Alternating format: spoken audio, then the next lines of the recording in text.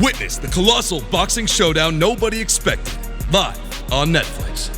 International superstar Jake Paul, the sport's most watched fighter, takes on Britain's two-time unified heavyweight world champion and Olympic gold medalist, Anthony A.J. Joshua, in the most dangerous and defining matchup of their careers. This is Judgment Day. Watch Jake Paul versus Anthony Joshua tonight at 8 p.m. Eastern, 5 p.m. Pacific Standard Time, live on Netflix. This episode is brought to you by McAfee. Finish your fantasy lineup? No, but I'm joining this paid group chat with insider info. Dude, seriously? Forward it to me. Security alert from McAfee. That group's as legit as that knockoff jersey you're wearing. McAfee's scam detector is available in all McAfee plans for as little as $39.99 for your first year. Learn more at McAfee.com/online protection.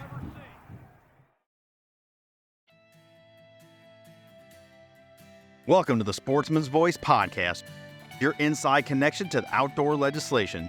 From the Beltway to policy happening your way, we're covering it all. I'm your host, Fred Bird. Join us as we explore public land access, wildlife and fisheries management, Second Amendment rights, the triumphs that shape our nation, the sports we all love, and the stories that fuel our passion for the great outdoors. This is the Sportsman's Voice podcast.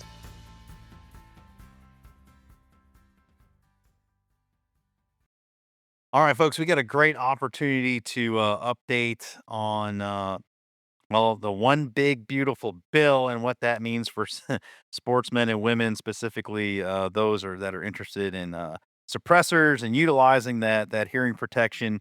We have with us the executive director of the American Suppressor Association, Knox Williams, who's everywhere right now, it seems like. Definitely on social, giving these updates and going through litigation and trying to make headway. Our vice president of policy, Brent Miller, also joins us, who has a very good relationship with Knox and the association. Gentlemen, welcome. Thanks for having us. So what's going on? There's no tax on it. $200 gone. Starting January 1st, 2026. That's correct. Okay. What's the latest and greatest on this, and how is it affecting sportsmen and women? Yeah, man. So to put it all in context, the National Firearms Act has stood since 1934. It imposed a intentionally punitive tax on the transfer of suppressors, short-barrel firearms, including short-barrel rifles and short-barrel shotguns, a category of guns called any other weapons, destructive devices, and machine guns. And this was all part of a regime that FDR and his Attorney General Homer Cummings put in place because they wanted to ban guns but knew that they couldn't. So they did the next best thing and imposed a very large, for the time, tax on these items, as well as registration requirements. That has stood since 1934. And for the first time in its existence, we have taken away a huge, huge part of it through the One Big Beautiful Bill, which was just honestly one of the most fun legislative negotiations and experiences that I've had in 14 years, at least federally. Brent and I have done a lot of work at the state level over the years. We've had a tremendous amount of success really changing the map on suppressor legality around the country. Without Brent, without CSF, that map would not look like what it looks like today. And without this partnership, man, I truly can't tell you and the audience how appreciative we are of CSF and all the blood, sweat, and tears that y'all have put in with us on this particular issue. But yeah, man, it's been an exciting year. The OBBB stuff was the cherry on top of a very good year, and very exciting things to come for sportsmen once that tax does go away on January 1st when the new law takes effect. Yeah, certainly a barrier for entry for, again, what's tantamount to hearing protection, despite all the memery and the just the preconceptions that come with people using suppressors that's been perpetrated out there. It's simply just a better shooting experience, and our ears are getting saved. So it simply makes all the sense in the world. I'm still, and maybe you can enlighten me, I'm still confused about the serialization and the considering it of being a serial firearm, as I understand it, because it's not. But maybe you can educate me on that and why that is. But being able to access that stuff and use it as a tool is just, it's a big deal. Yeah, 100%, man. So these things, again, they've been regulated federally since 1934. The states also regulate them. So there's the laws on those are two separate issues. When you look at like why are suppressors, a serialized item, again, it goes back to the National Firearms Act. They classified them under federal law as firearms, which require serialization. And that's something that we've been pushing back on. And specifically when it comes to the National Firearms Act, it was not just a tax, it was also a registration regime that exists, as the government stated, specifically and only to support the records of those taxes being paid. Mhm. So one of the most exciting parts of the One Big Beautiful Bill from our perspective was obviously we wanted to remove them from the National Firearms Act entirely. That got ruled not germane by the Senate parliamentarian, who was a part of reconciliation process, because reconciliation is a unique process specifically for the Senate, because it gets around the 60 vote requirement that all other legislation in the Senate has. So, in order to safeguard the process and basically not nuke the filibuster, they said, "Hey, we're going to have, air quote, a an impartial, apolitical arbiter to decide what is and what isn't germane to that process." From our perspective, they had an incredibly political and incredibly biased person calling those balls and strikes. And she predictably took suppressors and said, hey, removal from of these items from the National Firearms Act is not germane to the reconciliation process. Fine. Our fallback was always, even before those negotiations, knowing that if we could zero out the tax, if we could get that eliminated, then it would jeopardize the constitutionality of the registration requirements. And thus, we could file a lawsuit immediately to try and challenge the constitutionality of the inclusion of these items in the National Firearms Act. And that's exactly what we've done with the National Rifle Association, the Second Amendment Foundation, and Firearms Policy Coalition. The four of our groups have come together. We've filed two lawsuits. At the time of filming, we're in the process of filing a third, all going back to saying basically uh, the NFRTR, or the federal registry of these items for suppressors and short-barreled firearms, is unconstitutional now that there's no associated Mhm. tax. Is there a possibility of them coming back in any sort of legitimate argument to counter what you just said? Because what you're saying is very common sense and legitimate. There is no tax, therefore. Yeah, so we are filming this on December 11th. Mhm. On December 12th, the government is due to respond to the first of our two cases that we've already Okay. filed. So we will know a lot more tomorrow. Sorry, unfortunately, I No, don't well, have a good answer listen, on that I one yet, can but I can always come back and record the bonus feature. So, Brent Miller, what's your take on all this? I know as someone that appreciates good hearing protection and professionally, you have thoughts. I'd like to get those. Yeah, so first of all, I just want to thank ASA for their partnership. I think it truly was a real partnership. I think the combination between ASA's technical expertise and CSF's relationship with the legislators and the events that we host, we just made for a perfect marriage to really make a very positive impact on this issue, particularly at the state level for many, many years. So hats off to you. You've been a great partner on this with us, and we certainly appreciate it as well. But the one thing that when you were talking, I thought was really interesting, and I remember many years ago, I heard a figure on exactly what that $200 tax stamp meant in terms of today's dollars. Do you have any updated figures on that in terms of like the CPI projections? And just, I think it underscores exactly how restrictive that tax really was at the time, and underscores the true intent of what they were doing. yeah, if you were to adjust that for inflation, it would be somewhere around $4,500 to $5,000 per item. Holy smokes. Keep in mind the cost of a suppressor at that time was about $5 to $7. They picked $200 because it was twice the cost of a Tommy gun. Just pricing people out.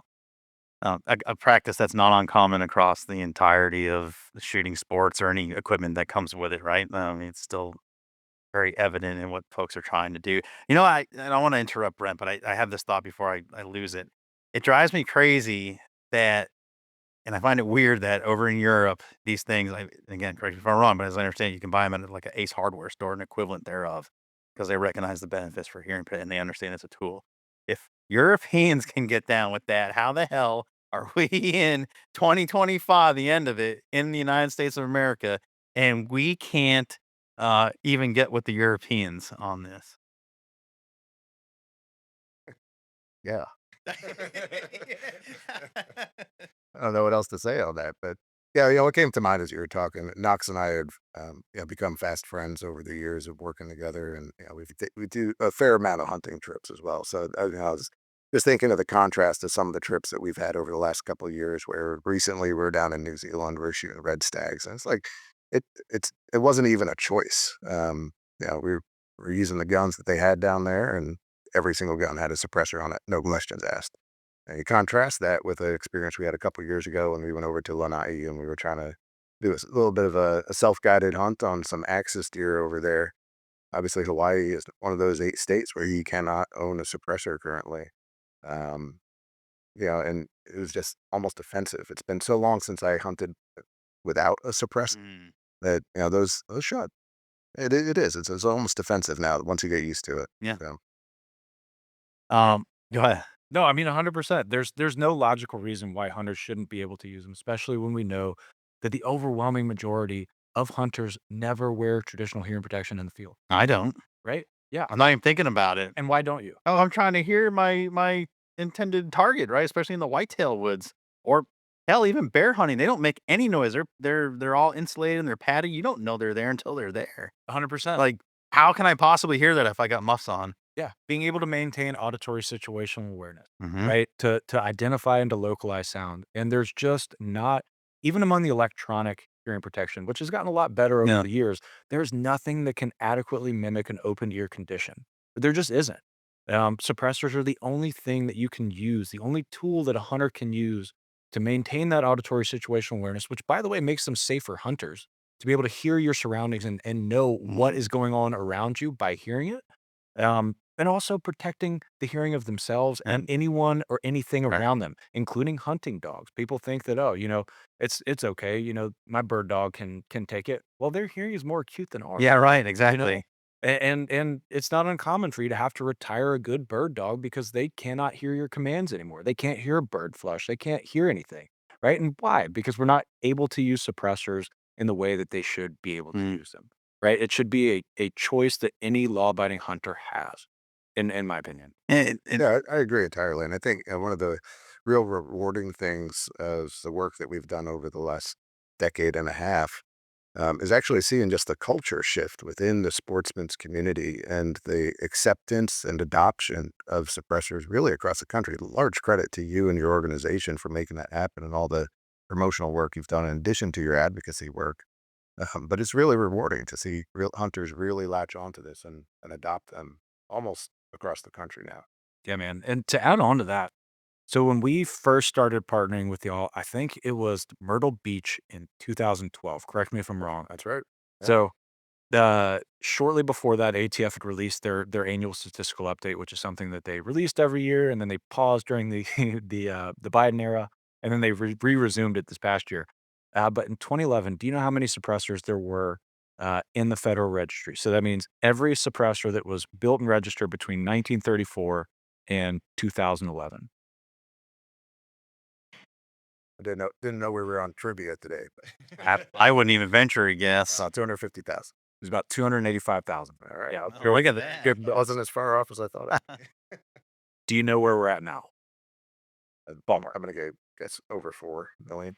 We're pushing 5 million Yeah. there, right? So in that time, in the 14 years, we've gone from 285,000 to just about 5 million, with somewhere between 750,000 and a million suppressors being transferred this year. That's incredible. Yeah, it's fantastic to see. It's so neat to watch this grow because it is just common sense. Mhm.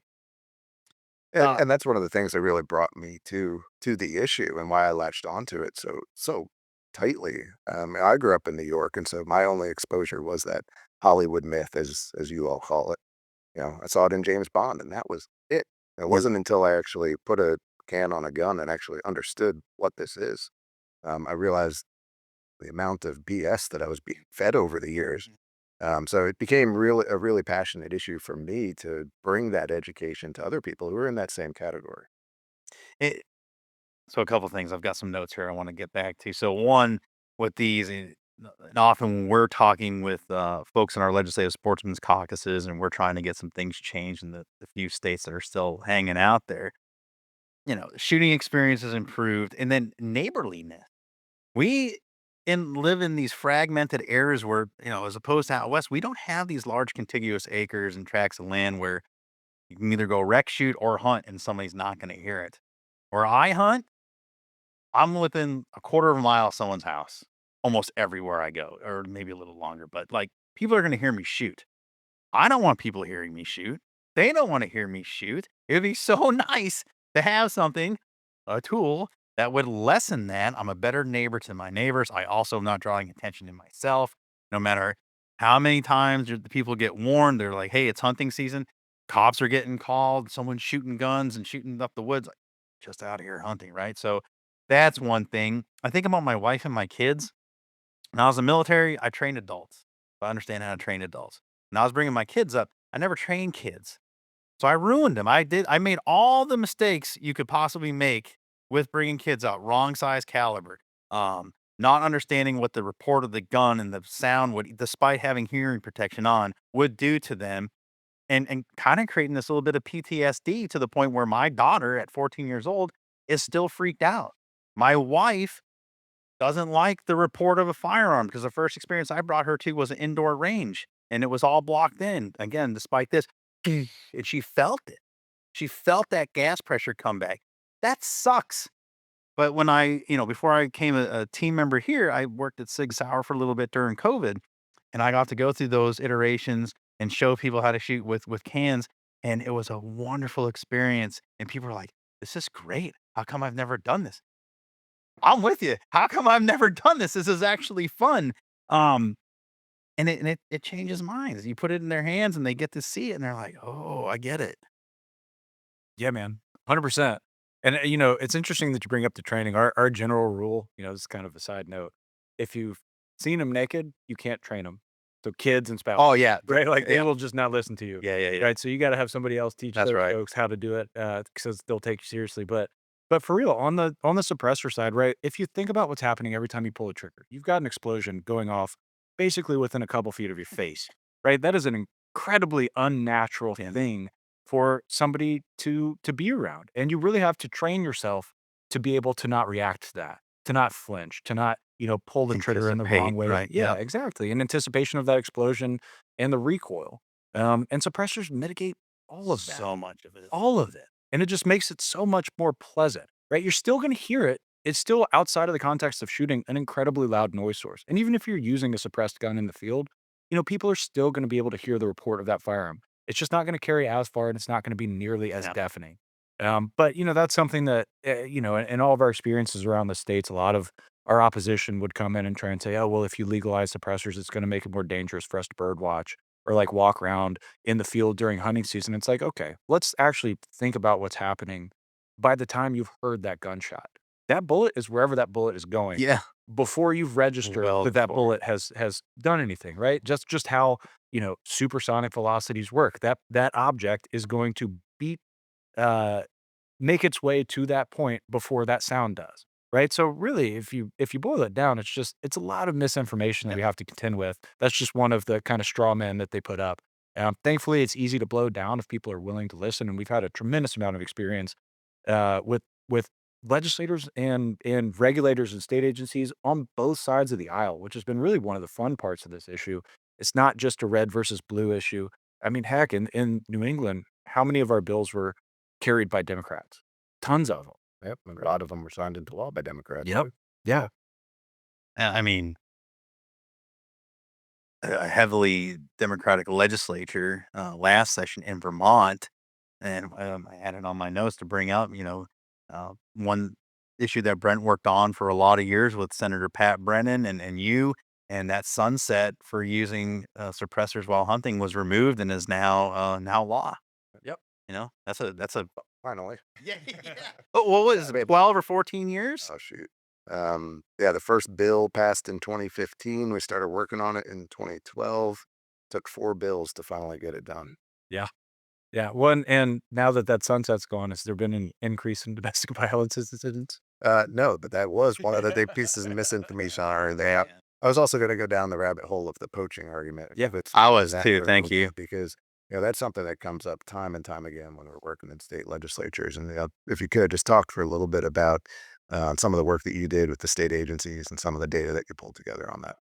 Well, yeah, I mean, that's another one of the straw men is, hey, if we legalize the use of suppressors in the field by hunters, then poaching's just going to skyrocket. And that's just not been the case anywhere, right? Like, especially in places that have archery seasons, which most everywhere does. That's a much quieter way to do it if you're actually trying to be nefarious. But at the end of the day, you're talking about people that have gone through a process, purchased these things, and acquired them and possessed them legally. Do you really think that they're going to jeopardize all of that to go out and knock a deer? Probably not, right? Like that you're talking about two very different target demos, right? And absolutely throw the book at people that are out there poaching, right? Like we in no way, shape, or form condone that sort of activity. But again, suppressors are not the tool that you actually think that they Yeah. are. And you look at, one of the things, one of the like kind of empirical pieces of evidence that we have for that is the noise of the bullet in like traveling in air. And we've done a tremendous amount of work with some of the world's leading sound measurement experts to understand what happens when you shoot a suppressed firearm.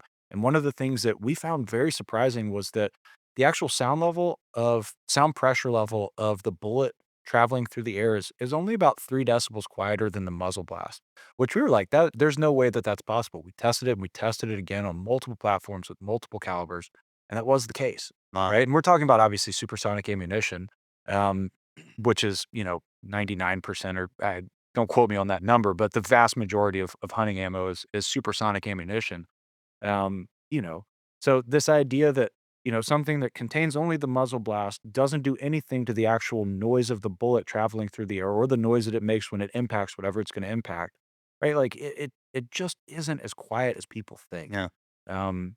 Still a lot quieter, still a lot It safer. makes a noise, but it's so much more tolerable. 100%. Like, and again, for first time shooters, I think it can be a game changer in their willingness to go back and do it again. 100%. And then we look at the bigger picture of conservation funding and what that means. We have other participants. Like that's good for business. That's good for us, right? And the way the whole system works, user pays, public benefits model. Yeah. There's really no downside. No, not at all. Um, the poaching thing. That's what I wanted to get back to. And then just a quick remark on it. To your point, 2 different demographics of people, and it's the same thing with the gun control argument, in my opinion. It's you're gonna take guns away or restrict law-abiding citizens from having firearms, but the criminals are still gonna do things because they're lawbreakers, that by definition. Same thing with the poachers. Poacher's gonna poach. It doesn't matter. They have an issue, and they're gonna do it. That it doesn't matter. That same thing was brought up with crossbows and often is. "Oh, crossbows, people are gonna go out there and shoot more." No, they're not. And if they are, they're already doing it. So don't lump the rest of us in with a bunch of bad actors. Like, they're still gonna do it. They're out there being scumbags. You're gonna catch them and, like you said, throw the book at them as you well should. They're stealing from all of us, not just the sportsmen and women. So again, to lump them in, it's a weak argument. It's super shallow and easily defeated when professionals like yourself, Brent, our team goes out there and just quickly snuffs that stuff out. It's almost insulting that people continue to make these terrible arguments. Yeah, 100%. And I think one of the most fun things that we, have done over the years is invite those folks out and take them to the range and, just say, "Hey, look, let's not have the policy discussion before we shoot. Let's shoot. We're gonna bring out 22. We're gonna bring out a 9 millimeter handgun, a 45 caliber handgun, a 5.56 or 223 semi-automatic rifle. We're gonna bring out a 308 rifle and a 12 gauge shotgun." That's pretty much the spread of the majority of what people are shooting in this country. We're gonna shoot 3 rounds unsuppressed in each condition. We're gonna put the suppressor on and shoot 3 rounds suppressed in each condition. And after we run through this, then let's have that discussion Mhm. based on actual facts, right? And you cannot listen to that demonstration and tell me with a straight face that these things silence anything, that somehow that makes the gun more dangerous. It just doesn't.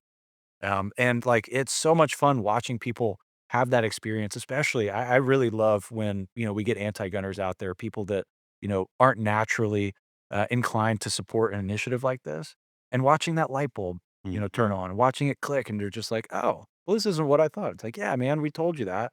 You didn't want to believe us, and that's fine. But the proof's in the pudding." Yep. Yeah. And we are changing minds not just of the anti-gunners and the people who are maybe predisposed to opposing this issue, but also people who have a ton of experience with firearms, including all the way up through game wardens at state agencies that, we were opening their eyes to it too. Yeah, it was tremendous amount of fun back in the day. Yeah, man. Well, if you think about it, right, like it makes sense. You know, the hunting community, we all have a way that we grew up doing it, right? We all have, the tools, the methods of take, right? Like this kind of idea naturally of like, well, this is how I do it, therefore this is the right way or the only way. And for a lot of people in our community, it's hard to like break them out of that thought process, right? Like, what is a sporting firearm, right? Like there's a tremendous amount of debate between our generation and our parents' generation, right? And there will likely be some form of debate between our generation and our children's generation. Our thought is like, look, if it's a tool that helps make it safe for folks, why shouldn't they have the choice to be able to use that in the field? Not saying that they have to, but they should be able to make that decision for themselves. Yep. Yeah, that's an important distinction because we have heard that argument come up a few times when we were doing some of that state work. That once we open people's eyes, well, why don't we just mandate this instead of just authorizing it? That's certainly not something that we would encourage. But the pro-choice argument worked.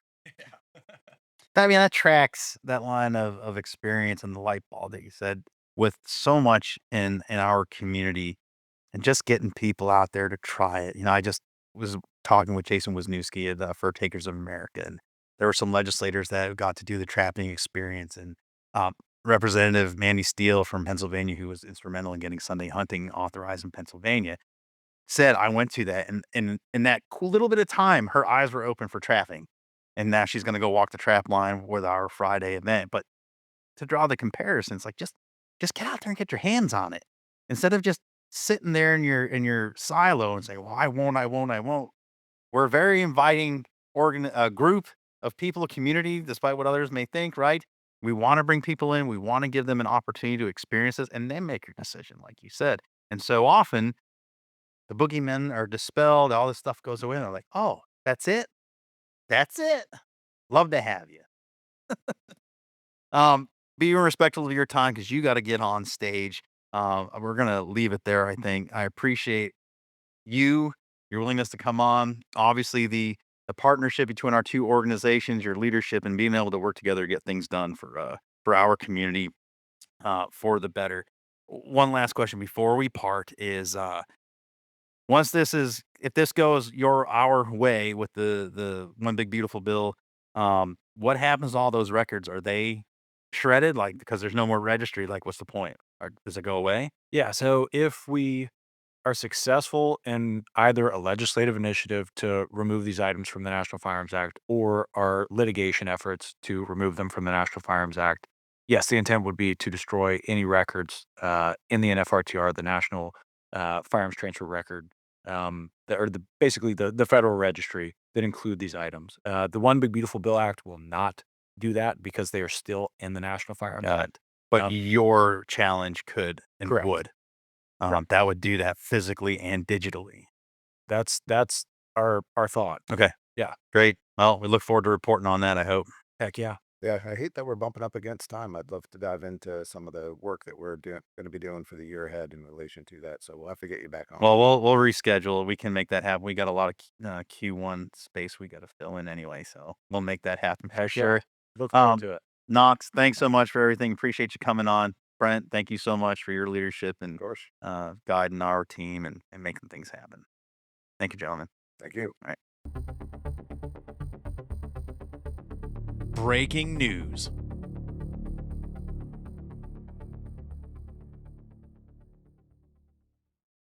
All right, friends, this breaking news just as we were going to drop this episode on Friday, December 19th, right before the Christmas week upcoming. Yesterday, the 18th, there was movement on the lawsuit referenced by Knox in this episode, and it's not good news. Did reach out to Knox to get him on, and due to time constraints, I'm just going to go ahead with this. Wish we could have Knox on, but wanted to get this information out right away. But I will quote directly from Knox, again, the ASA president and executive director. This quote from Knox: We are disappointed the Department of Justice continues to defend the unconstitutional restrictions of the National Firearms Act. The DOJ's response to our lawsuit contains many flaws that reflect anti Second Amendment talking points rather than the reality of constitutional protections afforded to over-regulated personal safety items like suppressors. Our commitment to fighting the unconstitutional NFA registration scheme remains unwavering, and we will continue to educate the administration, lawmakers, and all key decision makers on the importance of protecting the rights of all Americans. Again, that coming from Knox himself after yesterday, again, December 18th. Decision by the DOJ on Brown versus ATF. So that's not great. Obviously, ASA is on it. Partners are on it. They'll be continuing. But, obviously, from the tone and tenor of this conversation we had at NASC that you just heard, um, what the hell? I mean, honestly, I don't understand it. I'm sure Knox and people in the space and sportsmen and women and everyone that has a wish or does use suppressors um, for a much better shooting experience to protect their hearing. Everything we talked about, all the benefits, and it's clear that that the DOJ simply just wants to keep a de facto or an actual registration as best they can, an unconstitutional registration. The $200 tax removed, and now no justification needed for that tax being paid for again that registration. So who knows? Knox again will certainly come back to it on a day where there's some good stuff done for conservation. This was an important one that surely we thought, or I thought, would advance the right way, and it just simply did not. So, um, uh, again, acknowledging this lawsuit versus the legislation, but nevertheless, work to be done, education and advocacy to be done, and hopefully in the new year, we're able to bring you new information on that and hopefully better. So that's it for now. That's the breaking news to follow up. What was a great conversation with Brent and Knox, and I thank them both again for their time.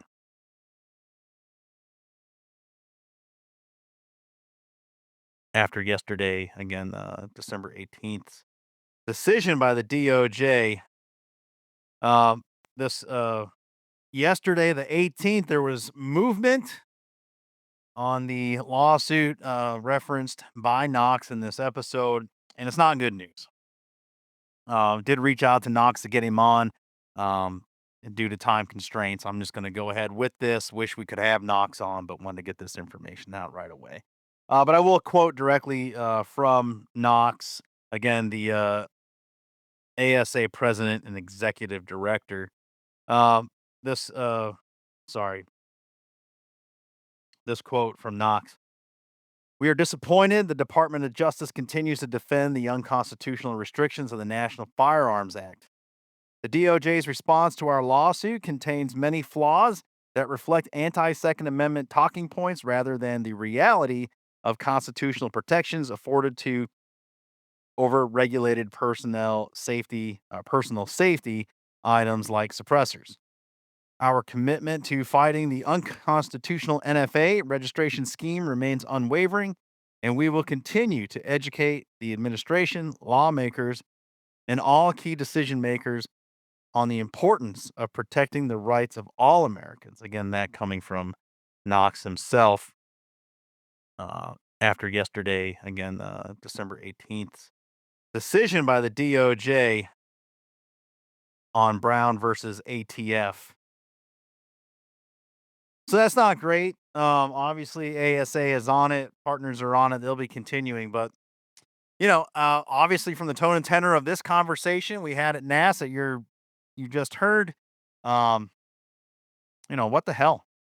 I mean, honestly, I don't understand it. I'm sure Knox and people in the space and sportsmen and women and everyone that has a wish or does use suppressors um, for a much better shooting experience to protect their hearing. Everything we talked about, all the benefits, and it's clear that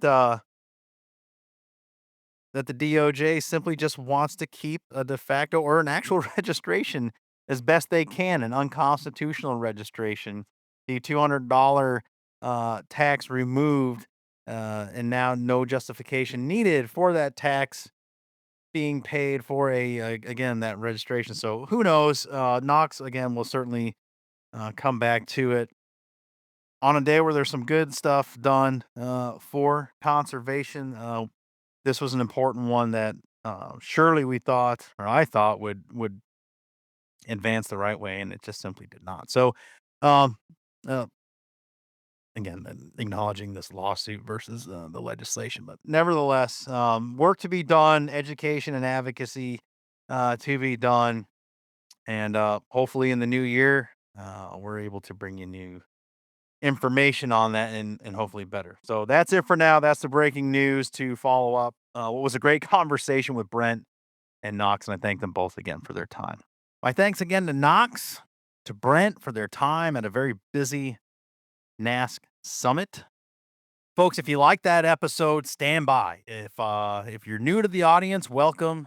We'd like you to continue tuning in. So after the new year, we're going to bring you as much NASC sound as we can. We have over 6 hours of sound compiled together, different topics. I won't even give you the range. It's just all sorts of stuff. And that's just a flavor and a hint of what we experience down there. So make sure you're following, subscribing, so you can get these episodes when they drop all throughout the first of the year, well through the first quarter. A lot of this stuff is timely, some evergreen stuff, but nevertheless, it's always great to sit down with these folks when we get a chance to and have those in-person conversations. So NAS sessions forthcoming, little bit different format than we did last year. Not going to hit you with all of it at once in 2 big episodes, even though you could have gone back, listened to that stuff in different segments. But we're going to hit you here, quick bites at a time. Let you take in these. They're all about half an hour under. Most of them around 22, 25 minutes. So it's good condensed quality stuff. And again, it's just a flavor of what is available at NASC and why you should join us, especially if you're a legislator, partners, in-state partners, next year in Oklahoma City, as it was announced at the summit. We will be in Oklahoma for our 2026, 23rd NASC Legislator Sportsmen Summit. So with that, another programming note, couple episodes left here in 2025. We will be bringing you Sportsman's Voice Roundup. Apologies for the last week or so. We have been busy with the summit, so we get back on track. You can always go to the website, congressionalsportsman.org, go to the EPUB edition of this. Always, it's there for you if for some reason this audio compliment does not reach your ears. So, Sportsman's Voice Roundup next week. That will drop before the holiday, so if you get it, or you're on the drive to grandma's, or you're coming back over the weekend, you can check that out. And then our final federal policy update for quarter 4, Taylor Schmitz, Chris Horton join me. That will drop the day after Christmas. Again, on the way to or from grandma's house, check it out. You can have all the way to the new year to digest this, but some good stuff.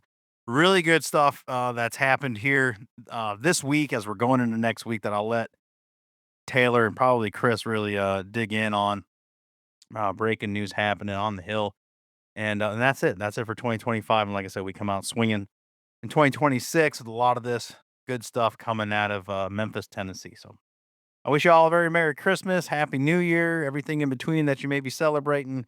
We appreciate the listenership. Those of you that have been around from the beginning and the new listeners that are tuning in, thank you so very much.